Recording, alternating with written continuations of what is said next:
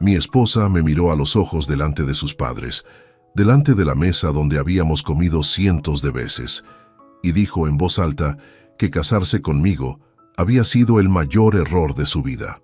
No lo susurró. No lo dejó caer como si fuera un accidente. Lo dijo con la misma calma con la que se comenta el tiempo, con la misma naturalidad con la que se pide la sal. Y su madre, Dolores, que estaba sentada al otro extremo de la mesa con la servilleta doblada sobre el regazo, asintió despacio con la cabeza, como si llevara años esperando que alguien lo dijera en voz alta. Si estás viendo esto por primera vez, suscríbete ahora. Te prometo que la historia que viene a continuación va a dejarte sin palabras.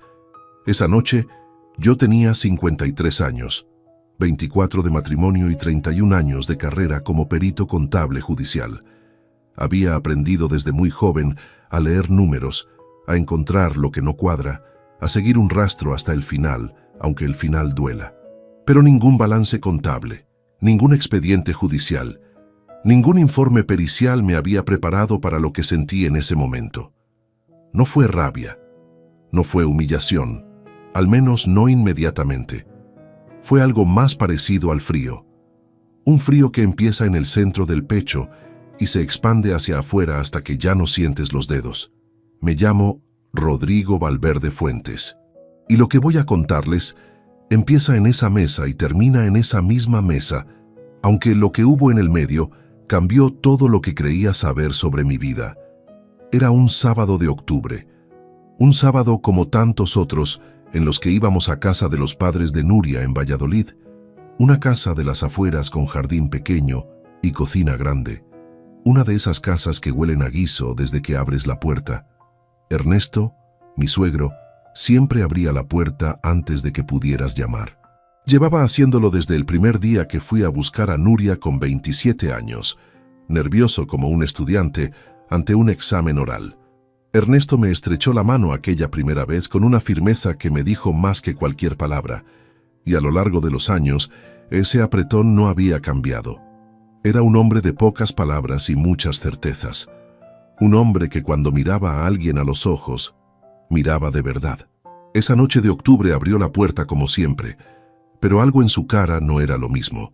No supe nombrarlo en ese momento.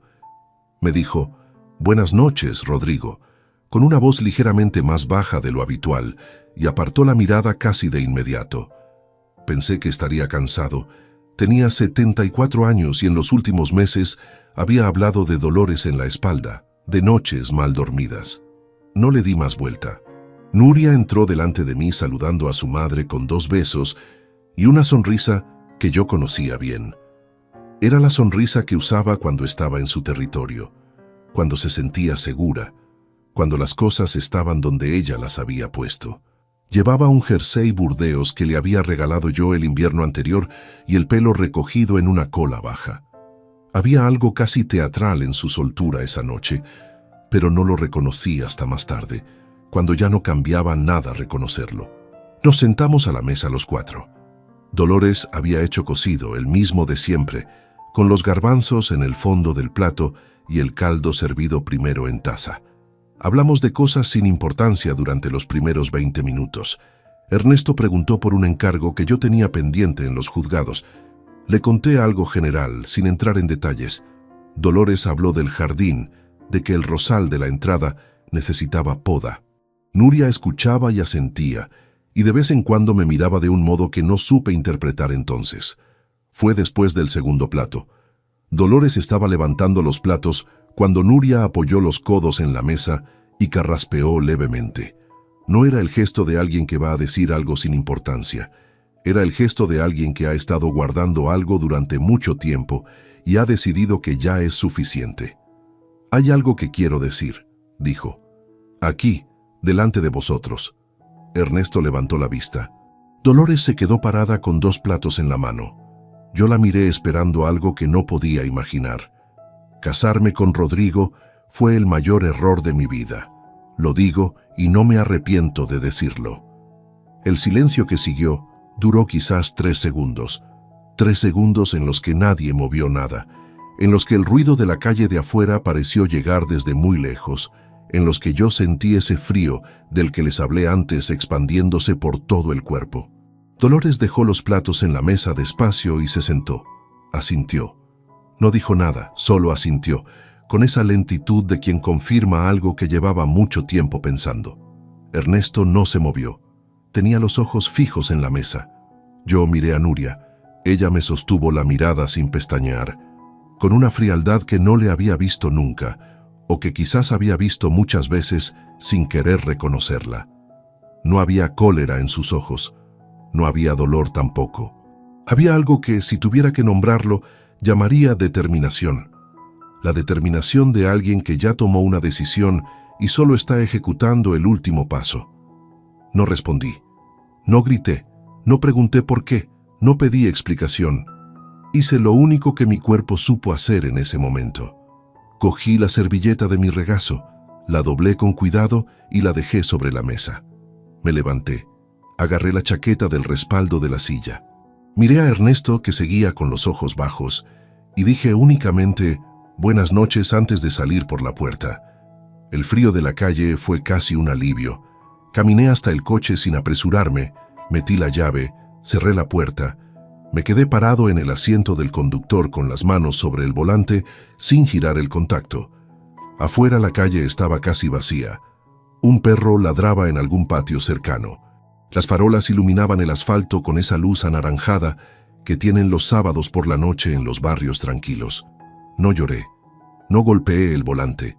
Simplemente me quedé ahí, quieto, dejando que lo que acababa de pasar ocupara el espacio que necesitaba. 24 años. Una frase, una servilleta doblada. Arranqué el coche 20 minutos después y conduje a casa. Entré, dejé las llaves en el cuenco de la entrada. Me serví un vaso de agua en la cocina y me senté en la silla que está junto a la ventana, la misma en la que me siento cada mañana a revisar los expedientes antes de desayunar. Esa silla conoce más de mí de lo que la mayoría de las personas conocen.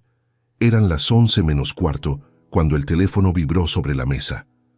Ernesto Salcedo Vega. Lo miré durante 2 vibraciones, luego descolgué. Rodrigo. Su voz era baja, más baja de lo que la recordaba, como si hablara desde dentro de una habitación con la puerta cerrada. Lo que pasó esta noche no es lo que parece. Hay algo que nunca te contamos. Necesito que me escuches. Me levanté de la silla. Fui hasta la ventana. La calle abajo estaba tranquila, con esa quietud de las 11 de la noche en Valladolid, cuando el frío empieza a asentarse de verdad. Te escucho, respondí. Y entonces Ernesto empezó a hablar. Y lo que salió de su boca en los siguientes minutos no fue lo que yo esperaba. No fue una disculpa, no fue una explicación sobre el carácter difícil de su hija, no fue el discurso de un padre tratando de apagar un incendio. Fue algo distinto, algo que cambió completamente el peso de lo que había ocurrido en esa mesa, algo que hizo que el frío que sentía en el pecho empezara a transformarse en otra cosa, no en rabia todavía no, en algo más frío que la rabia y más duradero. En la clase de claridad que solo llega cuando finalmente entiendes que lo que creías que era tu vida era en realidad un tablero de ajedrez. Y alguien llevaba mucho tiempo moviendo las piezas sin que tú lo supieras. Pero para entender lo que Ernesto me dijo esa noche, primero necesitan saber quién soy yo, necesitan entender de dónde vengo, lo que construí, lo que cedí sin darme cuenta y lo que nunca debía haber soltado. Porque nada de lo que viene a continuación tiene el peso que merece si no conocen la historia completa, y yo quiero que la sientan entera. El teléfono de casa sonó un martes por la tarde a las 6:40. Lo sé con precisión porque acababa de colgar con el juzgado de guardia y miré el reloj antes de descolgar. Era Ernesto. No llamaba por nada especial, dijo. Solo quería saber cómo estaba yo, cómo iba el trabajo. Hablamos 12 minutos de cosas sin peso. Me preguntó por un caso que le había mencionado semanas atrás. Yo le conté algo general. Antes de colgar, dijo, con esa voz suya tranquila que no levantaba nunca demasiado, Rodrigo, cuídate. De verdad. No le di importancia en ese momento. Era el tipo de frase que dice la gente mayor cuando se despide, una costumbre más que un mensaje. Pero esa llamada, que en apariencia no era nada, fue la segunda ficha. Y yo tampoco lo supe entonces. La vida en casa seguía su ritmo habitual. Me levantaba antes que Nuria, preparaba el café, revisaba los expedientes pendientes en la mesa de la cocina mientras el barrio despertaba afuera. Ella bajaba a los 20 minutos, desayunaba rápido, salía. Llegaba a última hora de la tarde. Cenábamos. Veíamos algo en la televisión o cada uno leía en su sillón. Nos acostábamos. Así habían sido, con variaciones pequeñas, la mayoría de los días de los últimos años. Lo que había dejado de haber, y no supe identificar exactamente cuándo había desaparecido, era la conversación real. No el intercambio de información doméstica, no el comentario sobre la noticia del telediario, sino la conversación que construye algo entre dos personas, la que te deja sabiendo más de alguien al terminar que al empezar. Esa había ido desapareciendo tan gradualmente que cuando quise darme cuenta ya no recordaba cuándo fue la última vez que había ocurrido. Nuria no era una mujer de afecto fácil, nunca lo había sido. Cuando nos casamos, eso me parecía una cualidad, una señal de carácter. Con el tiempo aprendí que hay una diferencia entre ser contenido emocionalmente y haber levantado un muro tan sólido que ya no deja pasar nada en ninguna dirección. No sé en qué momento uno se convirtió en lo otro. Tampoco sé si esa transformación fue algo que ocurrió en ella sola o si yo tuve parte en construir esa pared sin saberlo. Marcos nos visitaba los domingos con menos regularidad que antes. Cuando venía, la dinámica de la mesa había cambiado de un modo que no sabía describir con precisión, pero que sentía. Él y Nuria hablaban entre ellos con una fluidez que en otros tiempos hubiera parecido normal, pero que ahora tenía algo debajo que yo no lograba nombrar. Cuando yo entraba en la conversación, algo cambiaba.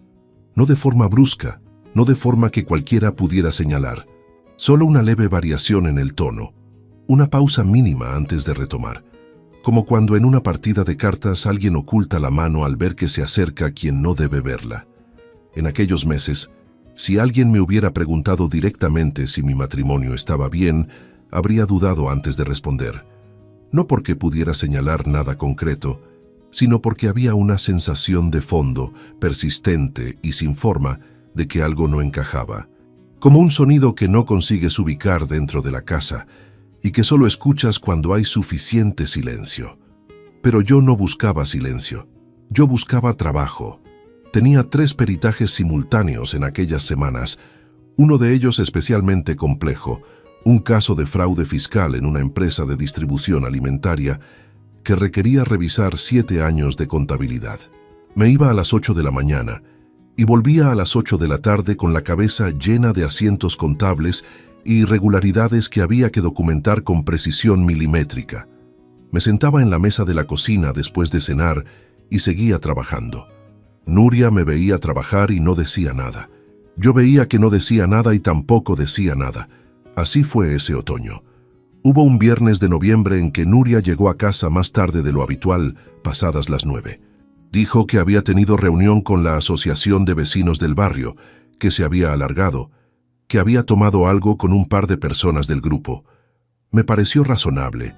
Llevaba unos meses hablando de esa asociación, de una iniciativa para rehabilitar la fachada de un edificio de la calle paralela, de reuniones que se celebraban los viernes. Le pregunté cómo había ido. Me dijo que bien, que despacio, pero que avanzaban. Se duchó y se acostó. Ese mismo viernes llovía. Llovía con fuerza desde las 5 de la tarde.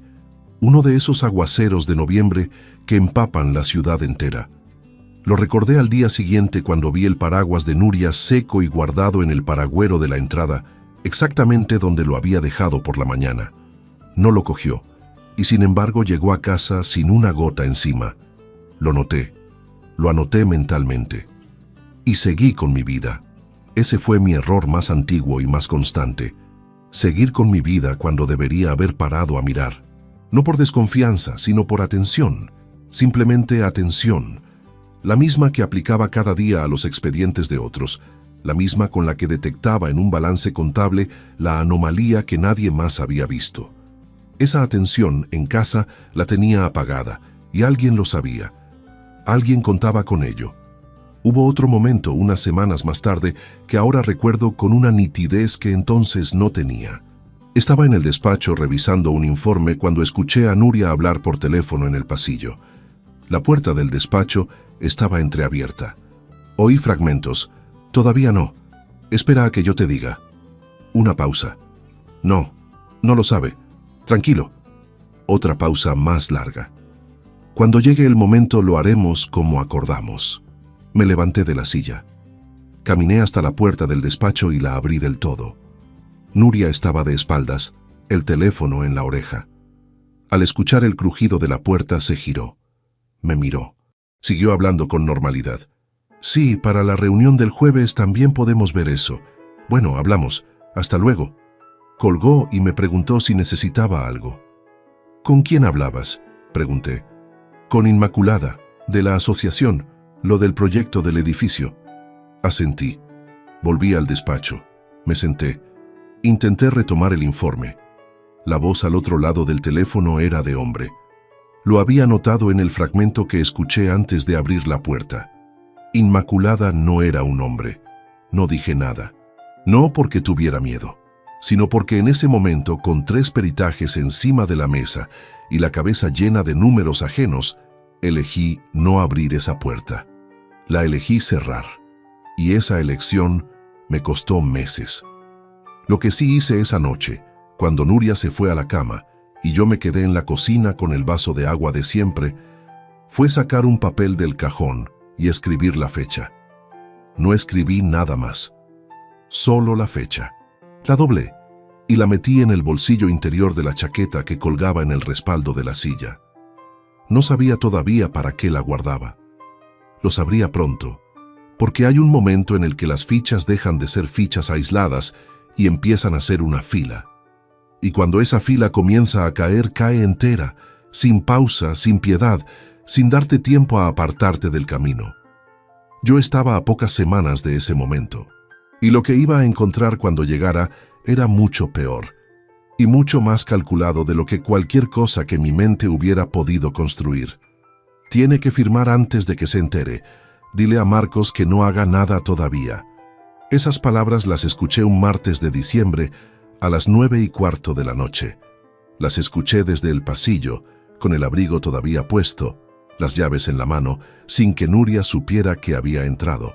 Había llegado antes de lo previsto, porque la reunión en los juzgados de Burgos se había suspendido a última hora, y en lugar de quedarme a cenar con el abogado de la parte contraria como teníamos previsto, cogí el coche y volví directamente a casa. No avisé. No tenía motivo para avisar. La voz de Nuria venía de la sala.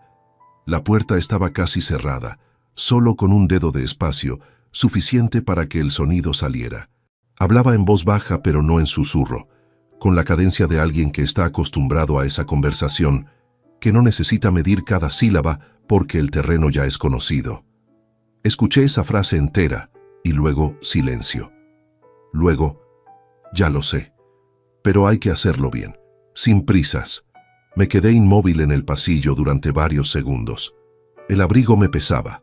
Las llaves seguían en mi mano cerrada. Escuché cómo la conversación terminaba con un «hasta mañana» seco, sin afecto, el tipo de despedida entre personas que hablan de negocios, no de otra cosa. Oí sus pasos acercándose a la puerta de la sala. No tuve tiempo de pensar. Abrí la puerta de entrada con cuidado, la cerré de nuevo haciendo el ruido justo y llamé desde el pasillo. «Ya estoy aquí». Un segundo de silencio. Luego la puerta de la sala se abrió del todo y Nuria apareció con el teléfono todavía en la mano.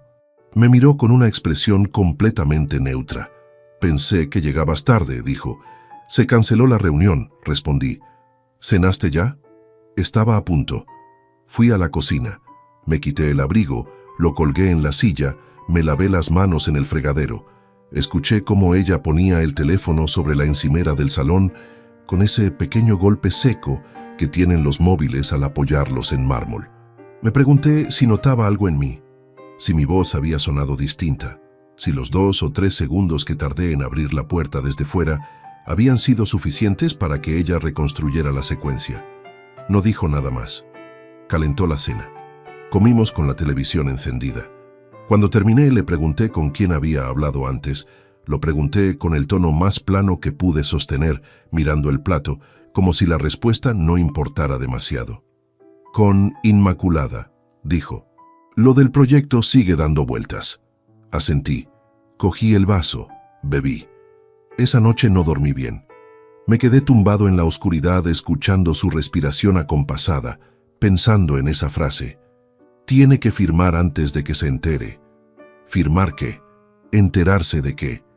Y el nombre de Marcos, mencionado con esa familiaridad específica de quien habla de alguien que ya está dentro del plan, no de alguien ajeno a él. A la mañana siguiente me levanté a las 6:15 como siempre. Preparé el café. Abrí el cajón donde guardaba los extractos bancarios de los últimos meses, los que Nuria sabía que yo tenía ahí, porque siempre los había tenido ahí, organizados por trimestres en carpetas de cartulina. Me senté a la mesa y empecé a revisarlos con la misma calma con la que revisaba cualquier expediente profesional, sin prisa, sin buscar nada en concreto todavía, solo mirando. Lo que encontré en los primeros 20 minutos no fue dramático, fue exactamente lo contrario. Fue algo tan pequeño, tan discreto, tan perfectamente integrado en el flujo normal de los gastos de la casa, que si no hubiera sido perito durante más de 20 años, probablemente no lo habría visto. Una transferencia mensual de 900 euros a una cuenta con un número que no reconocía. No a nombre de ningún proveedor habitual, no con ningún concepto que encajara con nuestros gastos ordinarios. Solo un número de cuenta y la palabra servicios escrita en el campo de observaciones. Una transferencia sola podría ser cualquier cosa. 8 transferencias iguales, el mismo importe, el mismo destinatario, el mismo concepto genérico, en 8 meses consecutivos, era otra cosa completamente distinta. Saqué el papel del bolsillo interior de la chaqueta donde había guardado la fecha. Lo desplegué sobre la mesa junto a los extractos. Luego saqué otro papel del cajón y empecé a anotar las fechas de cada transferencia, los importes, el número de cuenta de destino. Lo hice con letra pequeña y ordenada, la misma letra con la que llevo 30 años documentando lo que nadie quiere que se documente. Cuando Nuria bajó a desayunar, los extractos estaban de nuevo en sus carpetas dentro del cajón. El papel con mis anotaciones estaba en el bolsillo interior de mi chaqueta junto al otro. Me estaba terminando el café de pie junto a la ventana. Le pregunté si quería que le hiciera tostadas. Dijo que no, que tenía prisa. Se fue a las 8:10. Yo me quedé en la cocina otros 5 minutos, mirando el cajón cerrado. Durante las semanas siguientes, lo que antes era una sensación difusa de que algo no encajaba, se convirtió en algo diferente. No en certeza, todavía no, pero sí en una dirección. Un vector, como se dice en geometría. Algo que apuntaba hacia un lugar concreto, aunque aún no pudiera ver ese lugar con claridad. Empecé a prestar atención de una manera distinta. No con alarma, no con la agitación de alguien que sospecha y no puede controlarlo. Con la calma técnica de quien sabe que los datos existen y que si se buscan con método, acaban apareciendo. Era el mismo estado mental con el que me sentaba frente a 7 años de contabilidad fraudulenta y empezaba a desmontar la estructura ladrillo a ladrillo. Metódico, paciente, sin saltarse pasos. Marcos vino a comer ese domingo. Llegó a la 1:15 con una botella de vino tinto y esa forma suya de entrar en casa que siempre había tenido algo de propietario, como si el espacio fuera en parte suyo. Se instaló en el sillón del salón mientras yo terminaba de preparar la comida.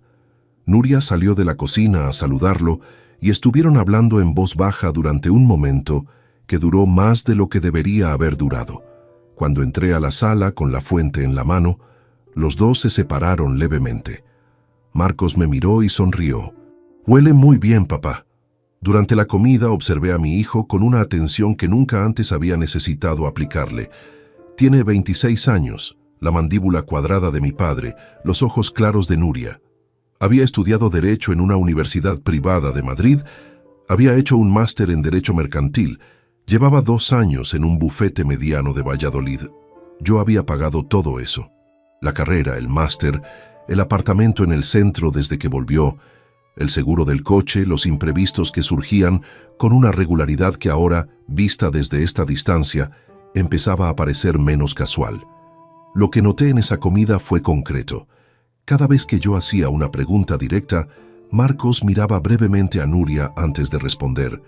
No era un gesto exagerado, no era algo que cualquier persona en la mesa hubiera detectado. Era una fracción de segundo, una consulta silenciosa. La clase de intercambio que ocurre entre personas que han hablado antes sobre qué decir si alguien pregunta. Esa tarde, cuando Marcos se fue y Nuria estaba en el piso de arriba, entré al despacho y llamé a un compañero del colegio de peritos con quien había trabajado en varios casos. Le pregunté, sin entrar en detalles, cómo podía verificar la titularidad de una cuenta bancaria privada a partir de un número de cuenta, sin pasar por los cauces judiciales formales. Me dijo que directamente no podía, pero que si la cuenta pertenecía a una entidad jurídica, la sociedad estaría inscrita en el registro mercantil y eso era de acceso público. Colgué, abrí el ordenador, entré en el registro mercantil. El número de cuenta que había anotado pertenecía a una sociedad limitada constituida 18 meses atrás. El nombre de la sociedad no me dijo nada al principio. Era una denominación genérica, el tipo de nombre que no llama la atención. Pero los nombres de los socios fundadores estaban ahí, en el documento de constitución, accesibles para cualquiera que supiera dónde mirar. Administradora única, Nuria Salcedo Palomar. Socio minoritario, Marcos Valverde Salcedo. Leí los 2 nombres 3 veces seguidas. El ordenador zumbaba suavemente en la habitación. Afuera, en la calle, un coche arrancó y se alejó. Desde el piso de arriba llegaba el ruido apagado del televisor del dormitorio. Mi esposa y mi hijo habían constituido una sociedad juntos 18 meses atrás, sin decirme nada, sin mencionarlo, sin que yo lo supiera, o sin que ellos creyeran que yo lo sabría. Cerré el ordenador. Me quedé sentado en la oscuridad del despacho un momento largo. Luego me levanté, fui a la cocina, me serví un vaso de agua y lo bebí de pie junto al fregadero. Eso era lo que había que firmar antes de que me enterara. Pero lo que aún no sabía, lo que todavía no alcanzaba a ver, era qué había dentro de esa sociedad. ¿Qué habían metido ahí? ¿Cuánto tiempo llevaba creciendo mientras yo revisaba los números de otras personas y dejaba los míos sin vigilar? Y eso, lo que faltaba por descubrir, era considerablemente peor que lo que acababa de encontrar. El documento de constitución de la sociedad tenía 12 páginas. Las imprimí a las 7 de la mañana, cuando Nuria todavía dormía, en la impresora del despacho con el volumen bajado al mínimo. Las doblé en 3 partes, las metí en el bolsillo interior de la chaqueta, junto a los otros papeles, y guardé el historial del navegador antes de bajar a la cocina. Ese día no fui a los juzgados. Llamé para avisar que llegaría tarde por un asunto personal y me fui directamente al registro de la propiedad. Tardé 40 minutos en obtener lo que necesitaba. El funcionario que me atendió era un hombre de unos 50 años con gafas de montura metálica que conocía mi nombre de otros trámites profesionales. Me entregó los documentos sin hacer preguntas. Le di las gracias. Salí a la calle con el sobre en la mano y me quedé parado en la acera, con el frío de enero pegando de frente antes de abrirlo. Lo abrí apoyado en el capó del coche. La sociedad tenía un activo inmobiliario registrado a su nombre. Un apartamento en Zaragoza, calle Predicadores, 2º piso. Comprado 9 meses atrás por 104.000 euros. Escriturado a nombre de la sociedad. Firmado por Nuria Salcedo Palomar en calidad de administradora única. Me quedé mirando esa dirección. La calle Predicadores en Zaragoza. Un 2º piso. 104.000 euros. Lo leí varias veces, no porque no lo entendiera, sino porque el cerebro a veces necesita repetir lo que no puede aceptar de una sola vez. Era como cuando en un peritaje encuentras el asiento contable que lo explica todo y te quedas unos segundos con el dedo sobre el papel, sin anotar nada todavía, dejando que la magnitud de lo que tienes delante ocupe el espacio que necesita. El dinero para comprar ese apartamento había salido de algún sitio, y yo sabía, porque llevaba 30 años leyendo balances, que el dinero no aparece, se mueve, deja rastro, y ese rastro, si alguien sabe cómo seguirlo, conduce siempre hasta el origen. Volví a casa.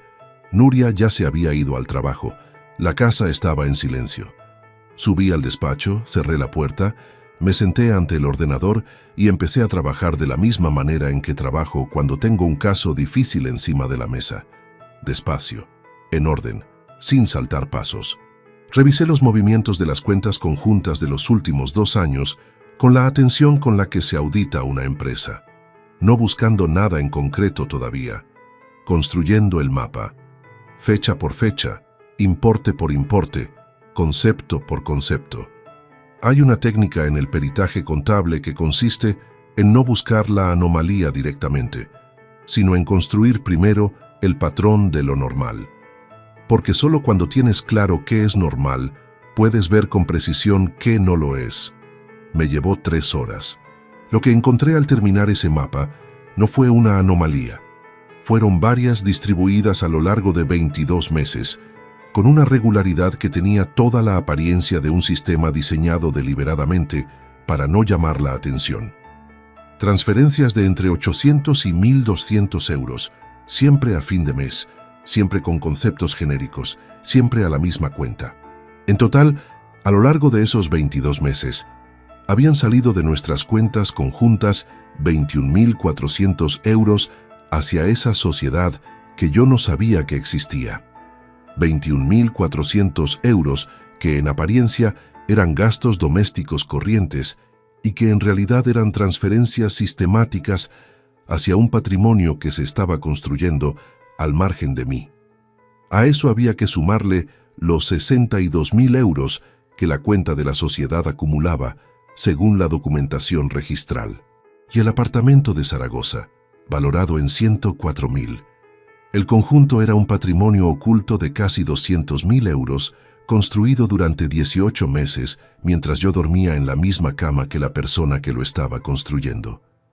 No me moví de la silla durante un tiempo que no supe calcular. El ordenador seguía encendido. La pantalla proyectaba una luz fría sobre la mesa. Afuera empezó a llover, una lluvia fina y constante que golpeaba la ventana con un sonido uniforme. Me fijé en ese sonido como me fijo a veces en los detalles más irrelevantes cuando proceso algo demasiado grande. La lluvia, el zumbido del ordenador, el crujido de la silla cuando me recosté levemente hacia atrás.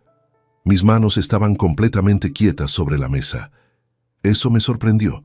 Pensé que temblarían. No temblaron. Lo que sentí no fue rabia inmediata, fue algo anterior a la rabia. Una especie de reordenación interna, como cuando un edificio recibe una carga que no estaba en los cálculos originales, y las vigas se redistribuyen antes de que nada se rompa.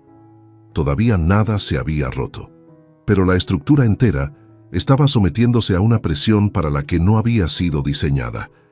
Esa tarde Nuria llegó a casa a las 7. Entró por la puerta llamando «Ya estoy», con esa voz de siempre. Dejó el bolso en la entrada, se quitó el abrigo, subió al baño. Bajó 20 minutos después con ropa cómoda y se metió en la cocina a preparar la cena. Yo estaba sentado en el sillón del salón con un libro en las manos que no había leído ni una línea. Me llamó desde la cocina para preguntarme si prefería pasta o arroz. Le dije que lo que ella quisiera. Hizo pasta. La comimos en la mesa del comedor con la televisión encendida en el telediario de la noche. Habló de una reunión que había tenido esa tarde, de un compañero de trabajo que le había resultado especialmente pesado.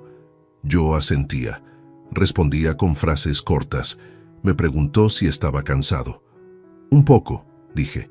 El caso de Burgos está dando más trabajo de lo previsto. Asintió. Siguió hablando de otra cosa. No sé si soy buen actor. Nunca había necesitado serlo.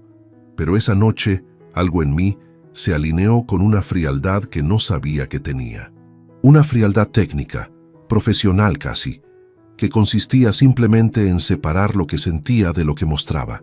Lo había hecho 1000 veces en los juzgados, declarando ante un juez con plena calma sobre hechos que en privado me habían perturbado. Era la misma habilidad, solo que nunca la había necesitado en mi propia cocina. Lo que casi lo arruina todo ocurrió 3 días después. Era un jueves por la mañana. Yo había dejado sobre la mesa del despacho, sin pensarlo bien, las 12 páginas del documento de constitución de la sociedad que había impreso días antes. Las había estado revisando esa mañana temprano, y cuando sonó el teléfono con una llamada del juzgado, las dejé sobre la mesa y bajé a cogerla en la cocina. La llamada duró 12 minutos. Cuando subí, la puerta del despacho estaba entreabierta. Yo la había dejado cerrada. Entré.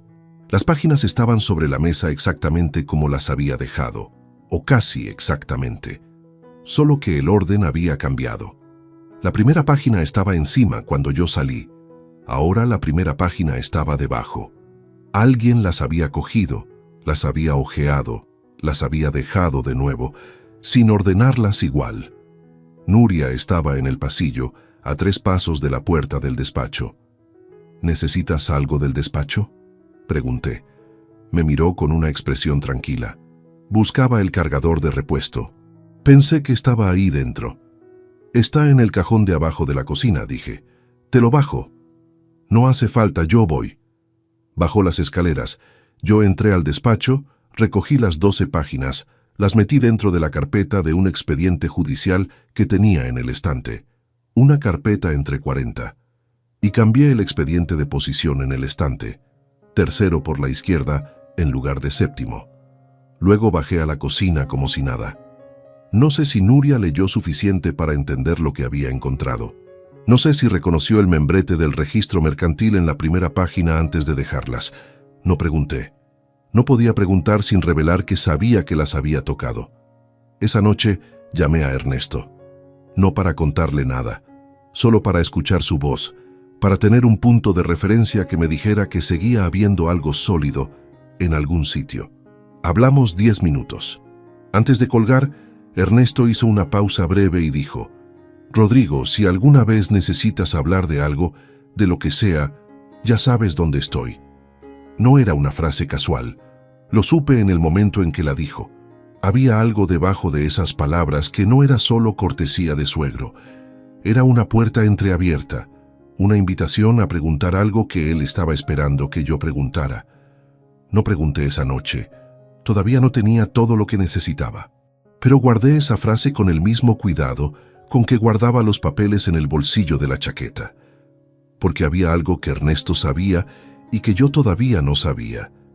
Y cuando llegara el momento de unir esas 2 partes, la imagen completa iba a ser diferente, y mucho más oscura de lo que cualquiera de los dos había dicho todavía en voz alta. El nombre me lo dio un colega del Colegio de Peritos Judiciales de Castilla y León, un hombre al que conocía desde hacía 15 años y en quien confiaba con la misma precisión con que se confía en un instrumento calibrado. Me dijo: «Alejandro Moreno Castillo, trabaja solo, sin agencia, lleva 12 años en esto, discreto como pocos. Si hay algo que encontrar, lo encuentra». Me dio un número de teléfono, nada más. Llamé a Alejandro Moreno al día siguiente, un lunes por la mañana, desde el coche aparcado frente a los juzgados, con el motor en marcha y la calefacción encendida. Tenía 44 años, una voz tranquila y directa, y la virtud de no hacer preguntas innecesarias. Le expliqué lo esencial en 7 minutos. Una sociedad constituida sin mi conocimiento, un inmueble en Zaragoza, movimientos bancarios regulares hacia una cuenta que no era mía, y la necesidad de saber si había más activos que no hubiera encontrado todavía. Le dije que era perito contable judicial y que la parte documental ya la llevaba yo. Lo que necesitaba de él era lo que no podía obtener desde un despacho. «¿Cuánto tiempo tiene?», preguntó. «El que haga falta para hacerlo bien», respondí. Acordamos vernos esa misma semana en una cafetería del centro, lejos del barrio donde vivíamos Nuria y yo. Alejandro llegó con 10 minutos de puntualidad, chaqueta oscura, una libreta pequeña en el bolsillo, café solo sin azúcar. No había nada en su aspecto que lo distinguiera de cualquier otro hombre de 40 y tantos años sentado en una cafetería a media mañana. Eso, supuse, era parte del trabajo. Le entregué una carpeta con copias de todo lo que había recopilado hasta entonces. La escritura de constitución de la sociedad, los extractos con las transferencias marcadas, la documentación del apartamento de Zaragoza. Lo revisó en silencio, pasando las páginas con calma, sin gestos de sorpresa. Cuando terminó, cerró la carpeta y dijo: «Hay más. Esto es demasiado ordenado para ser todo». Esas 4 palabras me confirmaron que había elegido bien. Durante las semanas siguientes, Alejandro trabajó en paralelo a mis propias indagaciones. Mientras yo seguía construyendo el mapa contable desde el despacho, él rastreaba lo que los documentos no decían directamente. Comprobó los movimientos presenciales de Nuria, verificó si la sociedad tenía más vinculaciones mercantiles que las que aparecían en el registro y rastreó la trayectoria del apartamento de Zaragoza antes de su compra. Lo que fue apareciendo en ese proceso no llegó de golpe. Llegó en capas, como siempre llega la verdad cuando alguien ha tenido tiempo y cuidado de enterrarla bien. La primera capa me la entregó Alejandro un viernes por la tarde en un sobre cerrado que recogí en mano. Dentro había 3 páginas con anotaciones y fotocopias. El apartamento de Zaragoza había sido visitado por Nuria al menos en 4 ocasiones durante el año anterior a la compra, según el registro de una agencia inmobiliaria que Alejandro había localizado. Las visitas estaban documentadas con fechas.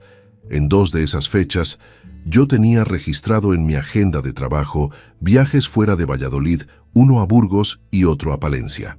En las otras 2, había ido a casa de mis padres un fin de semana que ahora recordaba con diferente luz.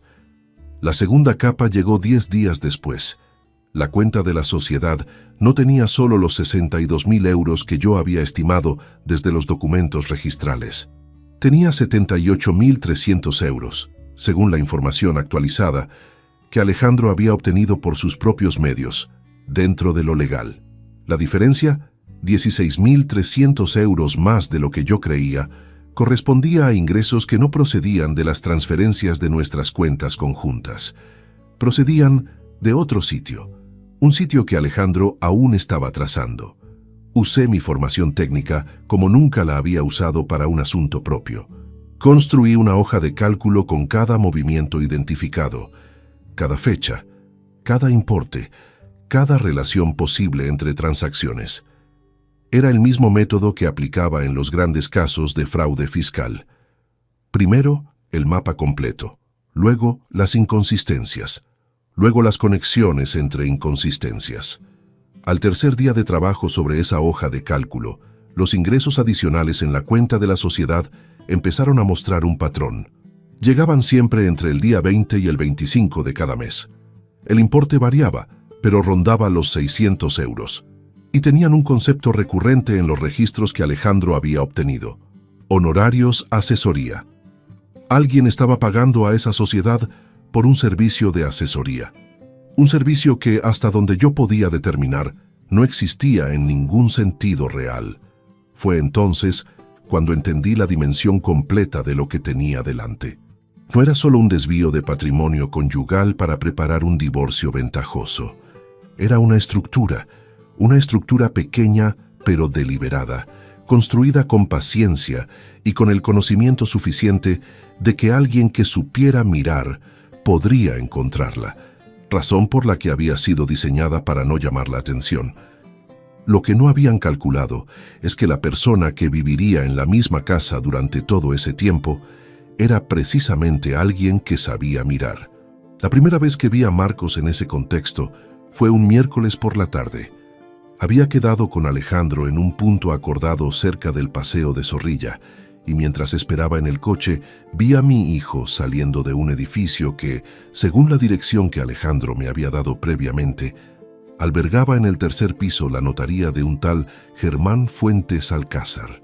Marcos bajó los escalones de la entrada con una carpeta bajo el brazo.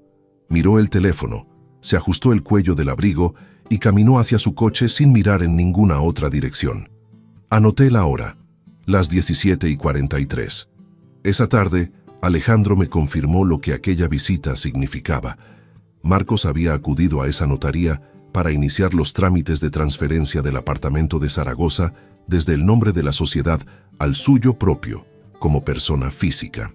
Era el paso que convertía un activo empresarial en un bien personal, el paso que blindaba el inmueble frente a cualquier reclamación futura en un proceso de divorcio.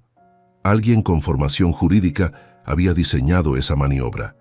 Alguien que conocía los tiempos necesarios para que la transferencia quedara consolidada antes de que cualquier proceso legal pudiera bloquearse.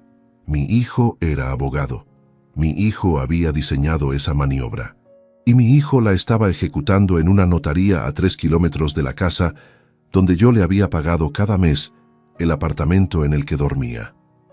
Esa noche, Nuria llegó a casa con 2 bolsas del supermercado y me preguntó si me apetecía que hiciera la merluza que tanto me gustaba. La hizo. Pusimos la mesa, cenamos.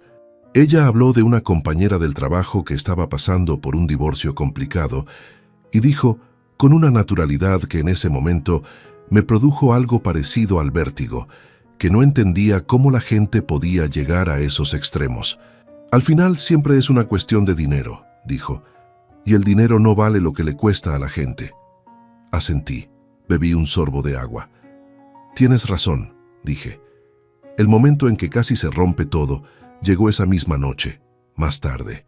Yo había dejado el teléfono sobre la mesilla de noche con la pantalla hacia abajo, como siempre, pero antes de dormirme recordé que Alejandro me había enviado un mensaje esa tarde con un archivo adjunto, un documento que no había abierto todavía.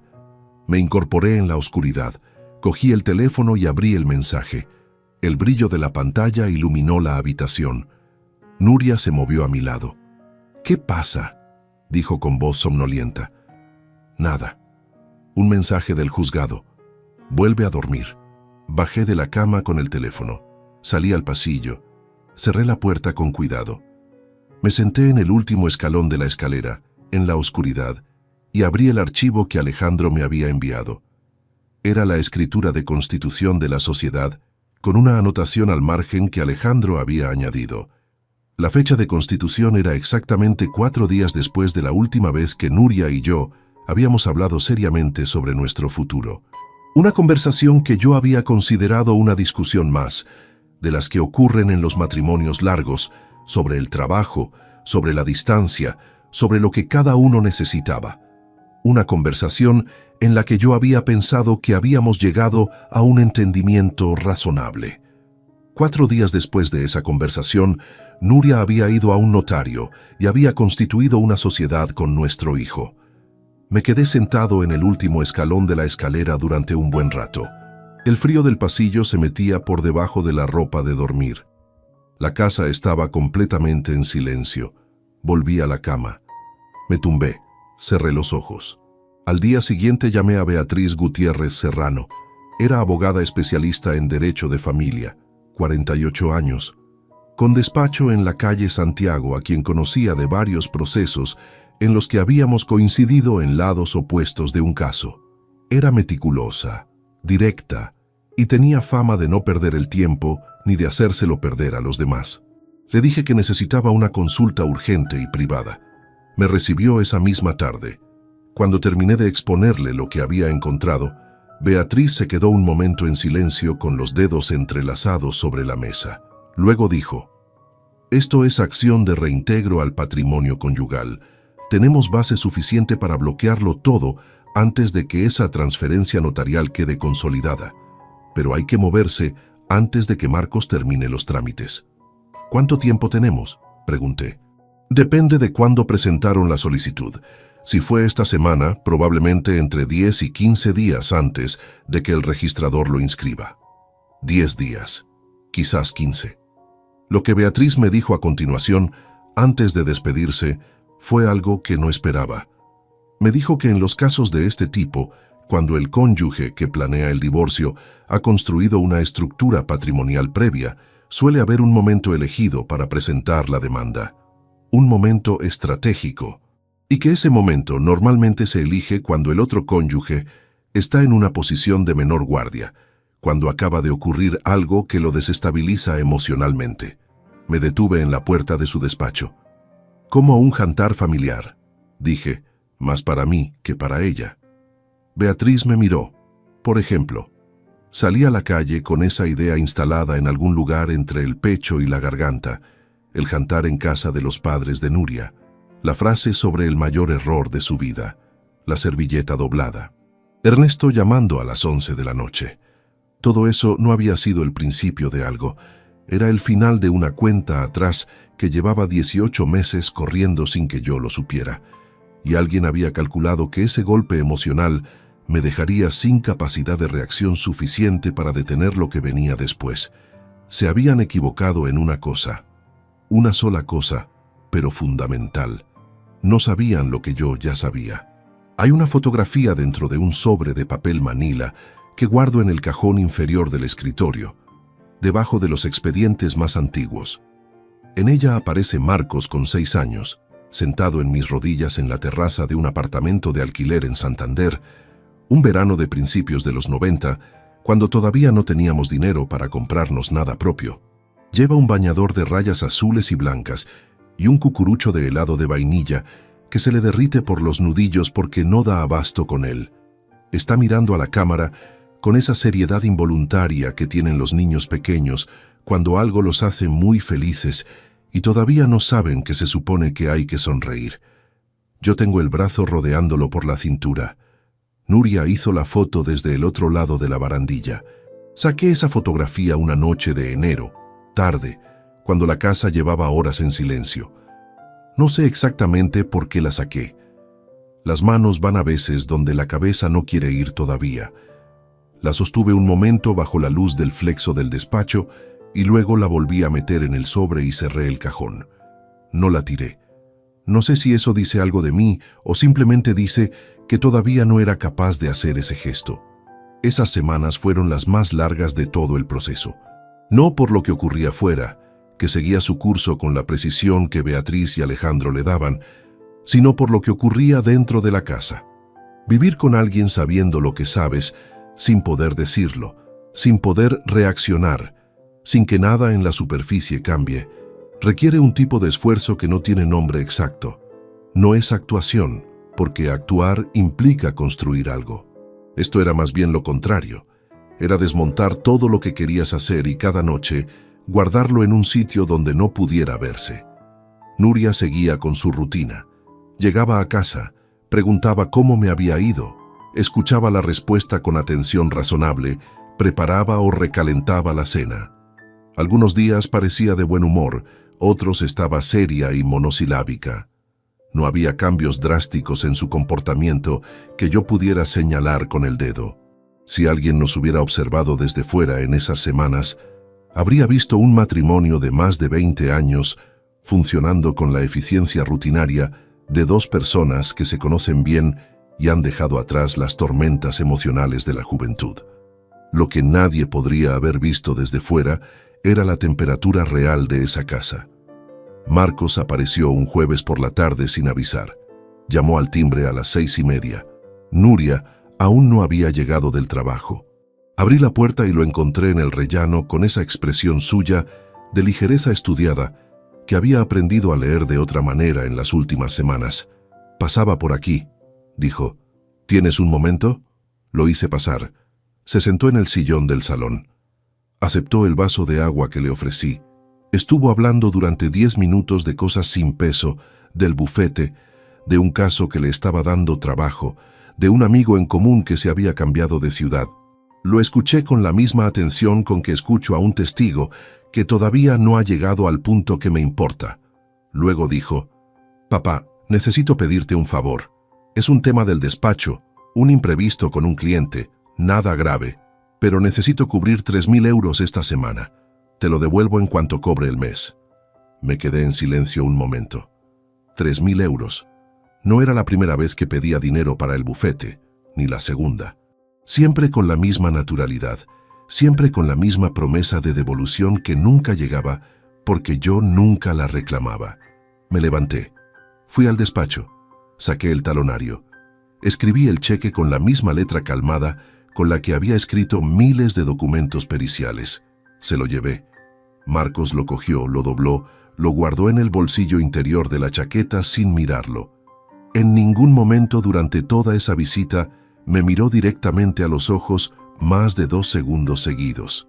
Cuando se fue, cerré la puerta y me apoyé en ella desde dentro durante un momento. 3.000 euros, sumados a los 1.200 del apartamento de ese mes, sumados a los meses anteriores, sumados a la carrera, al máster, al seguro del coche. Un hijo de 26 años, abogado con trabajo estable, que seguía necesitando a su padre para cubrir imprevistos, mientras al mismo tiempo gestionaba en una notaría la transferencia de un inmueble que formaba parte de una estructura diseñada para dejarme sin nada. Esa noche no dormí. No fue insomnio de angustia, fue otra cosa, más parecida a un inventario. Me quedé tumbado con los ojos abiertos en la oscuridad, haciendo el recuento de los años, buscando el momento exacto en que algo se había torcido sin que yo lo viera, y lo que encontré no fue un momento.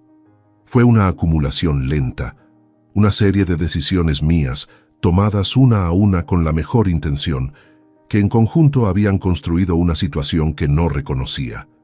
Le había dado a Marcos todo lo que no tuve, eso era cierto. Pero al hacerlo no le había enseñado a valorar lo que recibía porque nunca se lo había hecho ganar. Y Nuria, que había visto ese patrón antes que yo, lo había utilizado.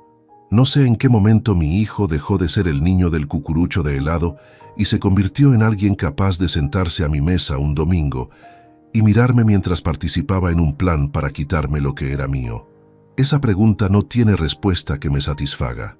Y aprendí en esas horas de oscuridad que seguir buscándola no me llevaría a ningún sitio útil. Lo que sí podía hacer era lo que sabía hacer: trabajar con lo que había, documentar, preparar, ejecutar. Esa semana Beatriz me informó de que el trámite notarial de transferencia del apartamento al nombre personal de Marcos todavía no había sido inscrito en el registro de la propiedad. Teníamos margen, pero estrecho. Le di autorización para presentar la medida cautelar que paralizara la inscripción mientras el proceso de divorcio no estuviera resuelto judicialmente. Firmé los documentos en su despacho una mañana que dije en casa que tenía reunión en los juzgados. Fue en ese contexto cuando ocurrió el momento más delicado de todo el proceso, el que más cerca estuvo de desmoronarlo. Nuria llegó a casa un mediodía que yo no esperaba, porque su horario habitual no incluía volver a comer. Entré por la puerta trasera de la cocina, que da al jardín pequeño, justo cuando yo estaba saliendo del despacho con la carpeta de los documentos que Beatriz me había entregado esa mañana. Nos encontramos en el pasillo de frente, a 1,5 metros de distancia. Miró la carpeta en mi mano. Era una carpeta nueva, azul marino, que no había visto antes en casa. «¿Qué es eso?», preguntó. «Un peritaje nuevo», dije sin dudar. «Acaban de asignármelo esta mañana. Fraude en una constructora de Segovia». Lo dije con la misma naturalidad con que lo habría dicho si hubiera sido verdad. Sin pausa antes de responder, sin cambio en el tono, sin ningún gesto que no encajara.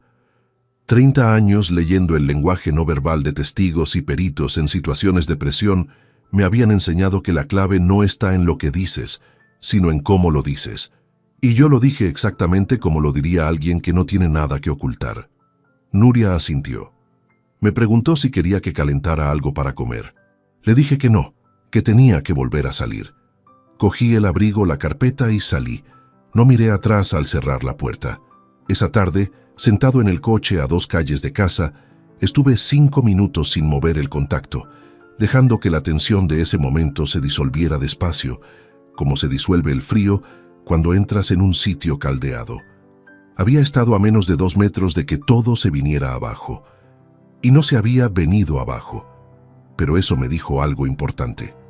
El margen se estaba reduciendo. No podía sostener esta situación indefinidamente dentro de casa. Necesitaba que las cosas llegaran a su conclusión antes de que el equilibrio se rompiera por el lado equivocado. Esa noche llamé a Ernesto, esta vez no para escuchar su voz como punto de referencia. Para hablar, le conté lo esencial. No todo, todavía no, pero sí lo suficiente para que supiera que yo sabía. Hubo un silencio largo cuando terminé. Luego Ernesto dijo, con esa voz suya baja que nunca suena más seria que cuando baja todavía más: Rodrigo, hace 3 semanas Nuria me pidió que fuera a una notaría a firmar como testigo en un documento. Me dijo que era algo relacionado con la asociación del barrio. Cuando estaba leyendo el documento antes de firmar vi tu nombre y entendí que no era ninguna asociación. Apoyé la frente en la mano. ¿Qué era el documento?, pregunté. Ernesto tardó en responder. Y cuando respondió, lo que dijo cambió el peso de todo lo que yo había construido hasta ese momento. Porque lo que Ernesto había visto en ese papel era algo que yo no había encontrado todavía en ninguno de mis registros. Algo que explicaba los ingresos adicionales en la cuenta de la sociedad, los 600 euros mensuales de honorarios de asesoría, el nombre de una tercera persona que hasta ese momento no había aparecido en ningún documento. Y esa persona, según Ernesto, era alguien a quien yo conocía. La persona que Ernesto había visto en ese documento era Valentín Rosado Cebrián, 51 años, asesor fiscal independiente, con despacho en la calle Gamazo desde hacía 12 años. Lo conocía porque habíamos coincidido en varios procedimientos judiciales, siempre en posiciones enfrentadas, él representando los intereses contables de una parte y yo emitiendo el informe pericial que contradecía sus cálculos. No éramos enemigos, pero tampoco éramos colegas con afecto. Éramos 2 profesionales que se conocían lo suficiente para saber que el otro era competente y lo suficiente para no fiarse el uno del otro. Ernesto había visto su nombre en el documento como asesor externo de la sociedad, el que emitía las facturas mensuales de honorarios que alimentaban la cuenta con esos 600 euros regulares, el que le daba a la estructura una apariencia de actividad real, de negocio con movimiento, de entidad con vida propia, más allá de ser un contenedor de patrimonio desviado. Colgué con Ernesto y me quedé en el coche otros 20 minutos procesando esa información. Valentín Rosado, alguien que conocía el sistema desde dentro, que sabía exactamente cómo construir una fachada contable convincente, que entendía los límites de lo que podría revisarse y lo que pasaría desapercibido. Alguien que había sido contratado precisamente porque sabía lo que yo sabría buscar y había diseñado la estructura para resistir ese tipo de búsqueda. Lo que no había calculado es que el hombre que buscaría sería yo. Al día siguiente llamé a Alejandro y le di el nombre. 3 días después me entregó un informe de 4 páginas. Valentín Rosado llevaba 16 meses facturando a la sociedad. Las facturas estaban bien construidas, con conceptos plausibles, con IVA correctamente desglosado. Pero había un detalle que Alejandro había encontrado revisando el histórico de su actividad profesional registrada. Valentín Rosado no tenía ningún otro cliente en el sector inmobiliario. Todos sus clientes habituales eran pequeñas empresas de servicios y autónomos del sector comercial. La sociedad de Nuria era la única vinculación con el ámbito inmobiliario en toda su trayectoria declarada. Eso, para alguien que sabe leer un perfil profesional, no era una casualidad. Era una contratación específica para un trabajo específico. Se lo entregué todo a Beatriz en una reunión que duró 1 hora y media. Cuando terminé de exponer, ella organizó los documentos en 3 grupos sobre la mesa con movimientos precisos y dijo: «Tenemos suficiente. Podemos presentar la demanda de divorcio con acción de reintegro patrimonial, solicitud de nulidad de la transferencia notarial pendiente y denuncia por administración desleal del patrimonio conyugal». Todo en el mismo momento. «¿Cuándo?», pregunté. «Cuando usted diga». Pensé en eso durante un momento.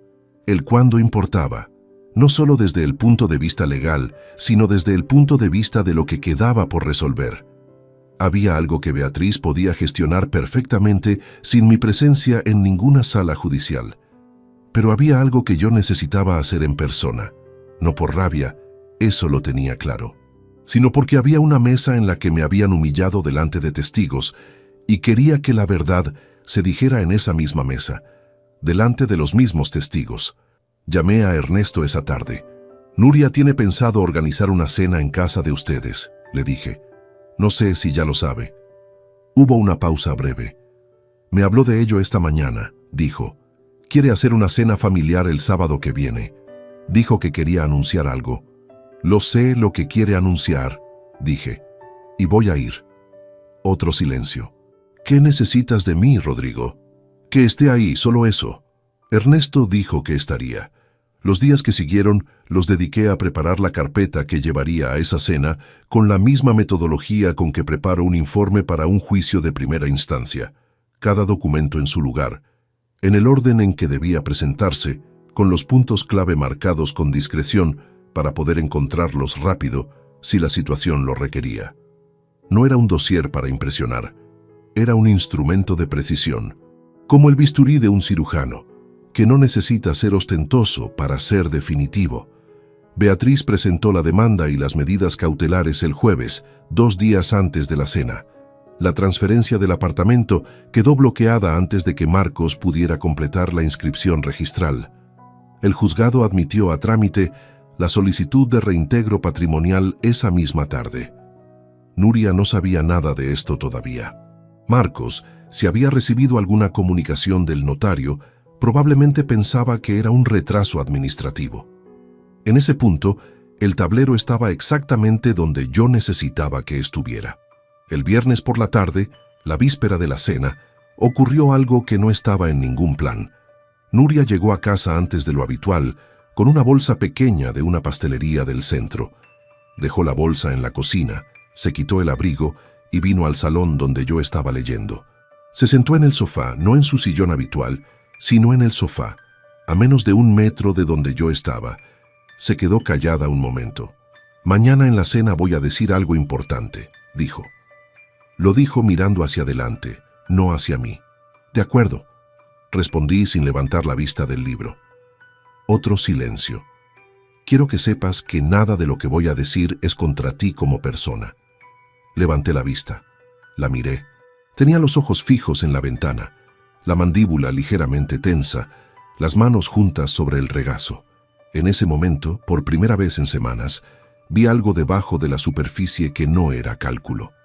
Era cansancio, un cansancio genuino, el de alguien que ha estado cargando algo durante mucho tiempo y ya no puede disimularlo del todo. No sentí compasión en el sentido sentimental, pero sí reconocí eso que vi.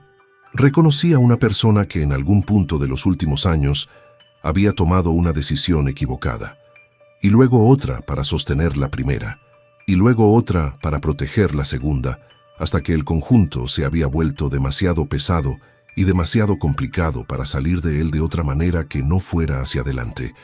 No la absuelvo por eso, pero lo entiendo, y hay una diferencia entre las dos cosas.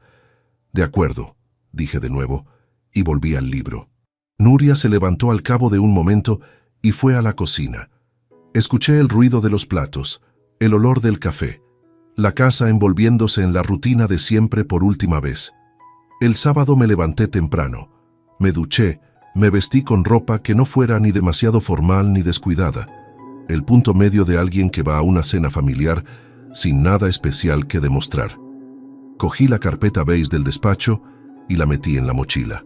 Nuria ya estaba lista cuando bajé, con el abrigo puesto, las llaves en la mano. Fuimos en coche en silencio. El trayecto duró 14 minutos. Ella miró por la ventana todo el camino. Ernesto abrió la puerta antes de que llamáramos como siempre. Me miró un segundo más de lo habitual y asintió con la cabeza de una manera que no necesitaba palabras. Dolores estaba en la cocina. Marcos estaba ya sentado a la mesa, el cuello de la camisa abierto, el teléfono boca abajo sobre el mantel. Cuando me vio entrar me saludó con un «Hola, papá», que sonó completamente normal. Demasiado normal, con esa ligera sobreactuación de quien ha ensayado la naturalidad. Nos sentamos. Ernesto sirvió el vino. Dolores trajo la fuente. La cena empezó como todas las cenas en esa casa, con el sonido de los cubiertos y la conversación menor de los primeros minutos. Yo comí. Respondí cuando me hablaron. No apresuré nada. Debajo de mi silla, la mochila con la carpeta esperaba con la paciencia de los objetos que no saben lo que contienen, pero que cambiarán todo en cuanto alguien los abra. Y Nuria, que había pasado 18 meses construyendo el momento que estaba a punto de llegar. No tenía ni la menor idea de que el hombre sentado frente a ella llevaba semanas construyendo uno diferente. Uno que llegaría justo después del suyo. Uno para el que ella no tenía ninguna respuesta preparada. Nuria esperó a que Dolores retirara los platos del segundo plato. Esperó con esa paciencia de quien ha ensayado el momento muchas veces y sabe que el timing importa. Cuando la mesa quedó despejada, apoyó las manos sobre el mantel, miró a sus padres primero y luego a mí, y empezó a hablar. Quería deciros esto aquí, delante de todos, porque creo que es lo correcto. Su voz era firme, sin temblor. Rodrigo y yo llevamos tiempo en un punto en el que ninguno de los dos es feliz. He tomado la decisión de pedir el divorcio. Ya está en manos de mi abogado y la semana que viene se presentará la demanda. Dolores asintió levemente. Marcos tenía los ojos fijos en el mantel. Ernesto no se movió. Yo tampoco. Nuria continuó. No quiero que esto sea una guerra. Solo quiero que cada uno pueda seguir adelante con su vida. Cuando terminó, la mesa quedó en silencio durante varios segundos. Fue un silencio que ella interpretó, supuse, como el efecto del impacto. El momento en que el otro encaja el golpe y necesita tiempo para recomponerse. Se equivocó en esa lectura. Me incliné hacia abajo con calma, cogí la mochila, saqué la carpeta beige y la coloqué sobre la mesa frente a mí. La abrí sin prisa. Saqué el primer documento y lo deslicé hacia el centro de la mesa para que todos pudieran verlo. Antes de que eso ocurra, dije, hay algunas cosas que me gustaría poner encima de esta mesa también. Nuria miró el documento. Era la escritura de constitución de la sociedad limitada, con su nombre y el de Marcos en el encabezado. El color de su cara cambió en un espacio de tiempo muy corto. Esto es la sociedad que constituiste hace 18 meses sin informarme, dije, sin levantar la voz, con el mismo tono con que presento un informe pericial ante un juez. Tu nombre como administradora única, el de Marcos como socio minoritario. Saqué el segundo documento. Las transferencias de nuestras cuentas conjuntas, marcadas en amarillo, con fechas e importes anotados al margen. 21.400 euros transferidos desde nuestra cuenta común a esa sociedad a lo largo de 22 meses, con el concepto de servicios sin ningún respaldo contractual que justifique ese concepto. Nuria abrió la boca. Eso es una... Espera, dije. Solo esa palabra. Tranquila. Y ella se detuvo. Saqué el tercer documento. La escritura del apartamento de Zaragoza. Calle Predicadores, segundo piso. 104.000 euros. Registrado a nombre de la sociedad hace 9 meses. Deslicé el papel hacia el centro. Con dinero que salió parcialmente de nuestro patrimonio conyugal. Marcos levantó la vista por primera vez desde que había empezado a hablar. Tenía la mandíbula tensa. Quiso decir algo, lo vi en el gesto previo a las palabras, pero antes de que pudiera articular nada, Ernesto, que estaba sentado a mi derecha, dijo en voz baja, Marcos, para. 2 palabras, sin cólera, sin dramatismo, solo el peso de 74 años de un hombre que había decidido en qué lado de esa mesa quería estar. Marcos cerró la boca. Dolores tenía los ojos clavados en su vaso de vino. Sus manos, sobre el mantel, habían dejado de moverse. Saqué el cuarto documento. El informe de Alejandro sobre Valentín Rosado, con las facturas de honorarios y el análisis de su vinculación con la sociedad. Y esto es el asesor externo que diseñó la estructura contable para que pareciera una empresa con actividad real. Miré a Nuria directamente. Alguien que me conocía profesionalmente y que sabía exactamente cómo construirlo para que resistiera una revisión ordinaria. Lo que no calculó es que la revisión no sería ordinaria. Nuria respiró hondo. Cuando habló, su voz había perdido la firmeza del principio. Rodrigo, esto no es lo que parece. La sociedad era un proyecto de inversión que... Nuria, la interrumpí con la misma calma. Tengo los extractos completos, tengo la documentación registral, tengo el informe de un investigador que lleva 2 meses siguiendo el rastro de cada euro. Y tengo a Beatriz Gutiérrez Serrano, que presentó el jueves la demanda de divorcio con acción de reintegro patrimonial, solicitud de nulidad de la transferencia notarial que Marcos intentó completar la semana pasada y denuncia por administración desleal del patrimonio conyugal. Hice una pausa breve. La transferencia del apartamento está bloqueada por orden judicial desde el jueves a las 4 de la tarde. El silencio que siguió fue de otra naturaleza que el anterior. No era el silencio del impacto. Era el silencio de cuando alguien comprende que el terreno que creía seguro no lo era. Marcos se recostó en la silla. Pasó una mano por el pelo con un gesto que le había visto hacer desde pequeño cuando algo lo superaba. Miró a su madre. Nuria no le devolvió la mirada. «Papá», dijo Marcos. Su voz tenía una textura diferente a la del principio de la noche.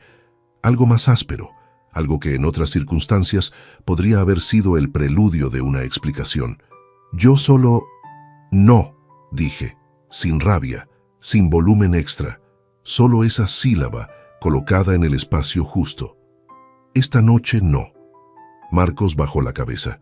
Fue un gesto que duró quizás 3 segundos. 3 segundos en que algo en su postura cedió, como una viga que lleva demasiado tiempo soportando una carga para la que no fue diseñada. No fue una disculpa, no fue un reconocimiento explícito, pero fue lo único real que ocurrió en esa mesa durante toda la noche. Y lo vi con la misma claridad con que veo las cosas que importan cuando el ruido de alrededor deja de confundirlas. Nuria intentó recomponerse. «Tienes documentos, de acuerdo. Pero eso no significa que un juez vaya a interpretar esto como tú lo interpretas. Valentín era un asesor legítimo. La sociedad tenía un propósito real. Y lo del apartamento... Lo del apartamento lo decidirá el juez», dije. «Igual que todo lo demás. Para eso están los juzgados». Recogí los documentos, los ordené, los volví a meter en la carpeta. «Solo quería que lo supieras aquí, en esta mesa, delante de tu padre, que fue el único de todos los que están en esta habitación que tuvo la decencia de llamarme». Dolores levantó la vista. Por primera vez en toda la noche, me miró directamente. No dijo nada. En sus ojos no encontré hostilidad ya, ni la complicidad silenciosa del primer jantar. Encontré algo más parecido a la vergüenza. Una vergüenza contenida, sin salida, de quien sabe que tomó partido por el lado equivocado y ya no puede cambiarlo, pero tampoco puede seguir sosteniéndolo. No le pedí nada. No hacía falta. Me levanté. Cerré la mochila. Miré a Ernesto, que seguía sentado con las manos sobre la mesa, la espalda recta, los ojos serenos. Le asentí. Él me devolvió el gesto. Cogí el abrigo del respaldo de la silla. Me lo puse. Y antes de salir al pasillo, me detuve un momento en la entrada de la sala. «Nuria», dije sin girarme del todo, «el mayor error de tu vida no fue casarte conmigo. El mayor error fue creer que yo no me daría cuenta». No esperé respuesta. Salí al pasillo, recogí las llaves del cuenco de la entrada, abrí la puerta y cerré con cuidado, sin golpe, con la misma quietud con que había manejado todo lo que había venido antes. El frío de la calle era el mismo de aquel sábado de octubre, unas semanas atrás, cuando salí de esa misma casa con una servilleta doblada y sin palabras. Pero esta vez era diferente. Esta vez no salía vaciado. Salía con todo lo que había construido en las semanas intermedias, con la certeza de quien ha hecho el trabajo que había que hacer y puede mirarlo sin avergonzarse de ningún paso. Fui al coche. Me senté. No me quedé parado esta vez. Arranqué y conduje a casa. 3 días después, envié a Marcos un mensaje desde el teléfono, sin encabezado afectivo, sin insultos, sin ningún ornamento adicional. 3 frases. Le comunicaba que a partir del primer día del mes siguiente dejaba de transferir los 1.200 euros del apartamento, que disponía de 30 días para reorganizarse y que cualquier asunto relacionado con dinero entre nosotros quedaba cerrado a partir de esa fecha. No respondió ese día, tampoco al siguiente. Al tercero me escribió: «Entendido». Esa palabra sola, sin nada antes ni después, Me dijo más sobre el estado real de las cosas que cualquier conversación larga habría podido decirme.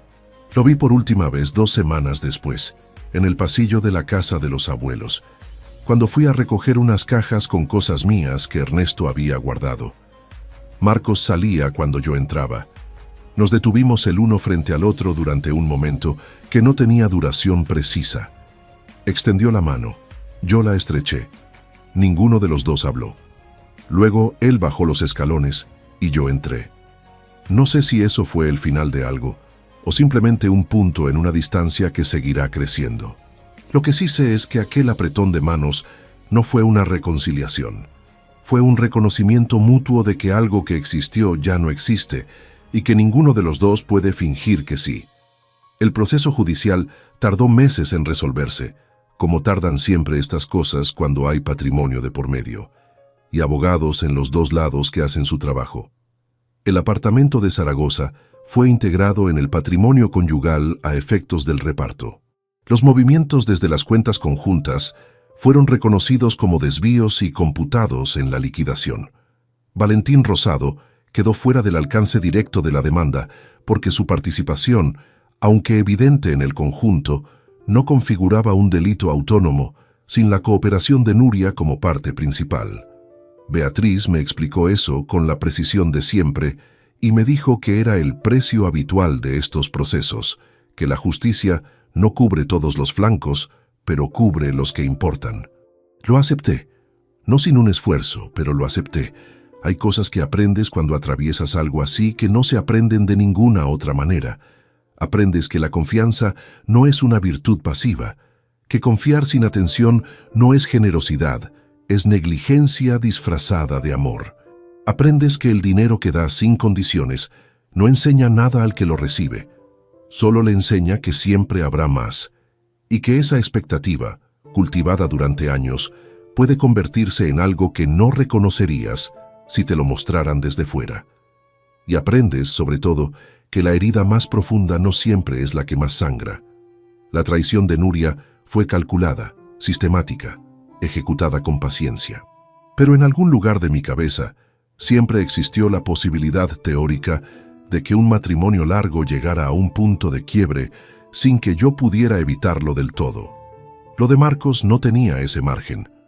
Lo de Marcos era un hijo al que había sostenido con cada recurso que tenía durante toda su vida adulta, eligiendo participar en el desmantelamiento de todo lo que ese sostén había construido. Eso no lo metabolizas en semanas, ni en meses, pero tampoco te destruye si decides que no va a destruirte. La carpeta beige sigue en el despacho, en el mismo estante donde la dejé cuando terminó todo. A veces la veo al pasar y pienso en los documentos que contiene, en las semanas que costó reunirlos, en las noches en el pasillo, en la oscuridad, en el escalón de la escalera con el teléfono encendido, en el pasillo de la casa de los abuelos, con la mochila al hombro y la certeza de que lo que venía era inevitable. No la tiro.